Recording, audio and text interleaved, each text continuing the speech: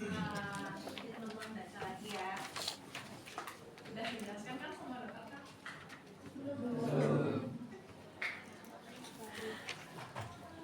Nanti baca ya.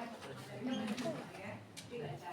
Jadi bagaimana proses peredaran darah? Nanti pas fisiologi dikasih jelaskan. Ada dari ginjal sampai ke seluruh tubuh ya. Kemudian masuk lagi ke unit retikel ginjal, ada namanya ya. Nephron itu ternyata banyak sekali di ginjal ya, sampai 1 jutaan. Terdiri juga dari beberapa bagian ya. Ini kan renal, jadi ada bagian-bagiannya seperti renal muskel, kemudian ada glomerulus juga, ada glomerulus kapsul. Jadi glomerulus dan glomerulus kapsul itu dia sepaket ya. Glomerulus kapsul adalah pelapis dari glomerulus ya. Selain itu ini nephron ada tubular portion, terbagi lagi menjadi ada proximal ya, bagian proximal, kemudian ada hansel loop cannula ya. Jadi cekungannya ini belok. Cekungan ini ya disebut sebagai loop. Kemudian sampai ke distal collecting tubulus, fungsinya untuk menampung hasil filtrasi dari urin ya, sebelum dikeluarkan. Di sini ada ductus yang namanya ductus octarius. Kita perbesar lagi, ini nephronnya sangat kecil ya. Jika diperbesar lagi seperti ini ya, tadi bagian-bagiannya ya. Ketika di mikroskopis, histologis biasanya dari situ glomerulus dan kapsulnya ya. Kalau yang lain ya kadang-kadang ada kelihatan. Masuk ke tadi ya renal corpuscle, tadi ada glomerulus dan kapsula. Mereka sepaket ya. Ternyata kapsulanya itu mirip-mirip dengan kardio jantung ya, ada bagian parietal dan visceral. Yang mana yang lekat pada organ visceral yang disebut podosit ya. Kalau yang bagian parietal ternyata lapisannya pipi seperti squamous ya.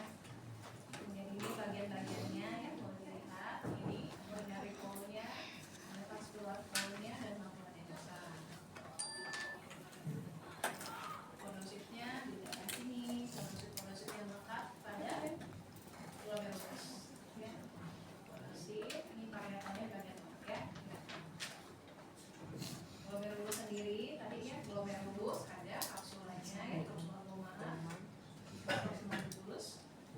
Kemudian yang penting dia sifatnya fenestra. Fenestra apa? Kapilar fenestratif artinya ini jenis kapilar apa? Pas kapilar fenestra artinya dia berpori-pori, dia lubang-lubang, jadi proses filtrasi mudah terjadi. Bedanya kalau ini kapilar di neuron di otak apa? Dia non fenestra, biasanya continuous ya, jadi dia itu padat sehingga tidak mudah terjadi kebocoran ya. Kemudian yang khas lagi ada sel mesenial. Mesenial itu khusus ada glomerulus untuk membantu proses filtrasi ya. Ada ekstra, ada intra, tergantung lokasinya di mana ya. Fungsinya fagositosis, kontraksi dan suportis. Filtration, jadi setiap organ yang memiliki batas antara cairan dan darah pasti ada derinya, selalu ada derinya ya. Nah, makanya dia bentuknya epitelnya penetra glomerular ya. Kemudian ada basal membrana dan juga ada podosit. Ada apa? Kunci makeup Gobi.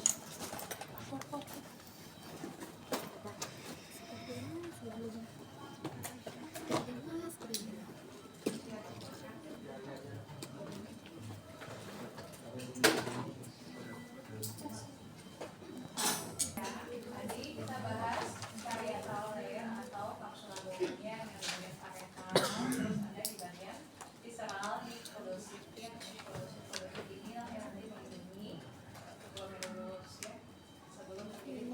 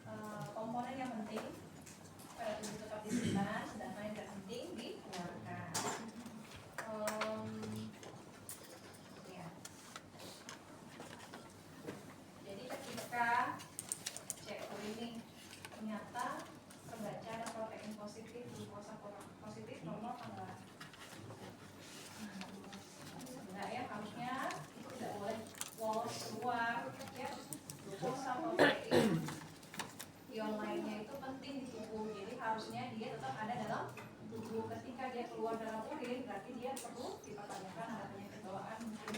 Contohnya kalau dia glukosuria, ada glukosa pada urin, berarti dia ada mengarah ke bisa jadi diabetes. Kalau ada protein dalam urin, bisa jadi apa? Bisa jadi gagal ginjal juga bisa. Ya, jadi ketika ada hal-hal yang abnormal pada urin, jangan diabaikan, bisa jadi ada masalah di proses filtrasinya. Atau juga ada kasus ketika sebenarnya dia cuma ISK, infeksi saluran kencing, tapi dibiarkan lama-kelamaan tidak diobati, dia bisa infeksinya naik ke atas, ascending infection, yang harusnya di bawah saja dia naik ke atas, jadinya membuat peradangan atau inflamasi pada ginjal, akhirnya protein, eritrosit deposit lolos keluar. Ya, pokoknya ini nggak boleh dikeluar ya, harus di dalam nih, dalam tubuh. Kalau dia keluar berarti ada kurang. Kemudian masuk ke tubus proksimal, ada dua bagian ya, proksimal postulatif dan pars central. Fungsinya resorpsi ya, proses resorpsi atau apa resorpsi?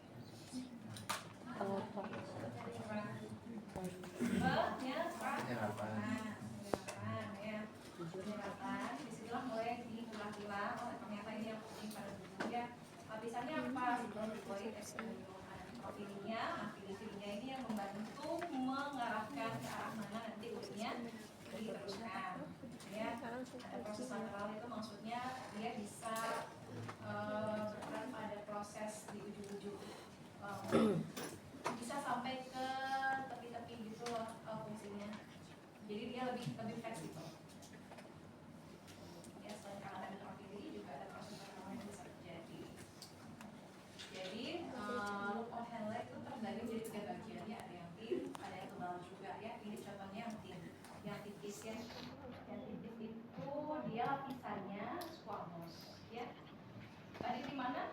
Loop of Henle di lengkungannya itu ya. Di lengkungan itu ternyata ada bagian-bagiannya, ada yang thin, ada yang thick, ada yang tipis dan tebal. Di bagian yang tipis tentunya lapisannya squamous ya, tipis ya. Lanjut ke distal tubulus, juga ada 3 bagiannya ya. Yang khas di sini dia ada epitelnya. Epitelnya apa? Cuboid ya. Kalau cuboid itu maksudnya bentuknya cuboid nih, tapi lebih tipis sedikit, kayak beda, agak susah dibedakan ya. Oke, tapi dia lebih pendek dibandingkan tubulus proksimal tadi ya. Nah ini apa? Distal tubulus apparatus sering dibahas nih, khas juga ya. Dia itu ada beberapa komponen penting seperti makula dorsal yang membantu proses dilatasi pembuluh darah, kemudian ada juxtaglomerular cell, kemudian ada extraglomerular mesangial cell. Intinya juxtaglomerular apparatus itu fungsinya untuk menghasilkan hormon yang penting pada ginjal adalah apa? Ini angiotensin. Jadi kalau pernah dengar ini angiotensin masa tidak sudah. Nanti dari angiotensin ini yang mengatur tekanan darah pada tubuh kita ya, karena hemodensanya ya. Jadi ini sangat sensitif pada tubuh kita. Tadi kalau itu tubulus yang nanti dia menampung urin sebelum dikeluarkan ya. 3 bagian, orbital, medular, sama kapilari. Kemudian dia lapisannya simple tuboid ya. Simple tuboid seperti pada umumnya lapisan-lapisannya itu cortical atau sebagai pelindung ular, kemudian medular di bagian dalam, dan kapilari bagian vascularisasi ya. Ini rekaman interstitium yang penting sama ya, terdiri dari jaringan ikat, kemudian sel-selnya ada fibroblast, ada makrofag, dan ini erythropoietin producing cell ya, yang nanti membantu proses renin-angiotensin ya, hormon yang berfungsi pada yang mengatur tekanan darah pada tubuh kita. Ketika sudah tertampung tadi ya, di mana dia tertampung? Terus koneksi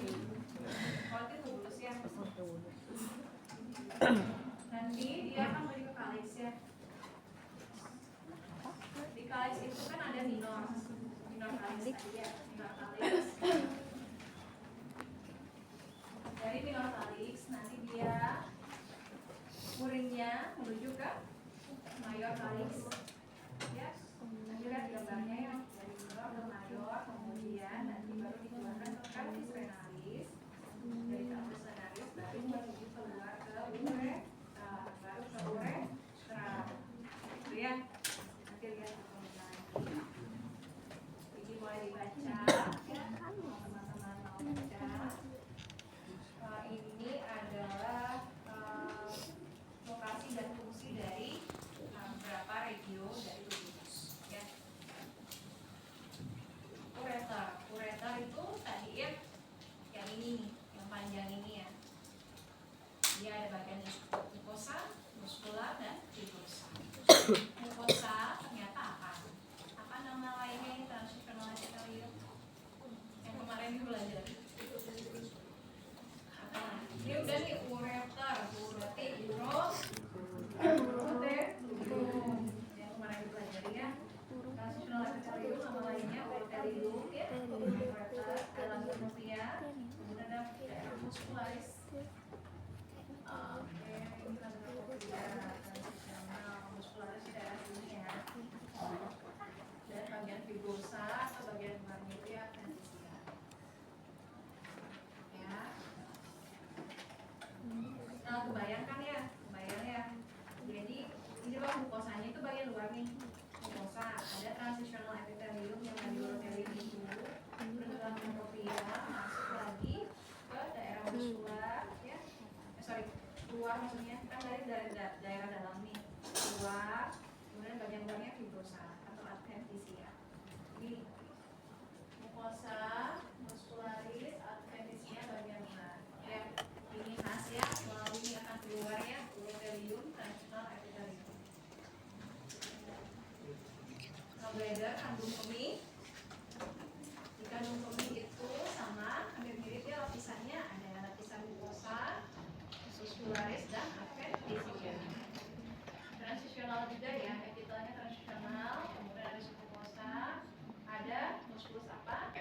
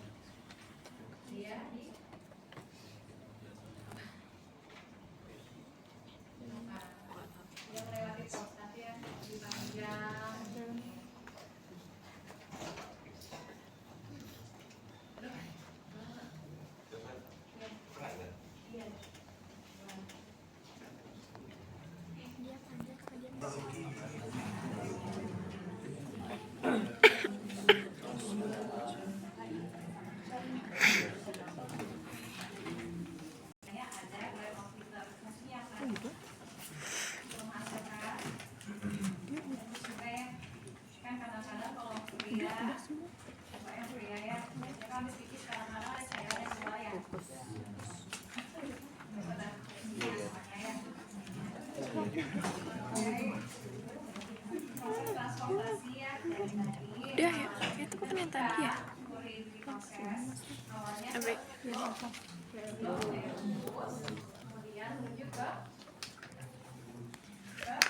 maksimal apa?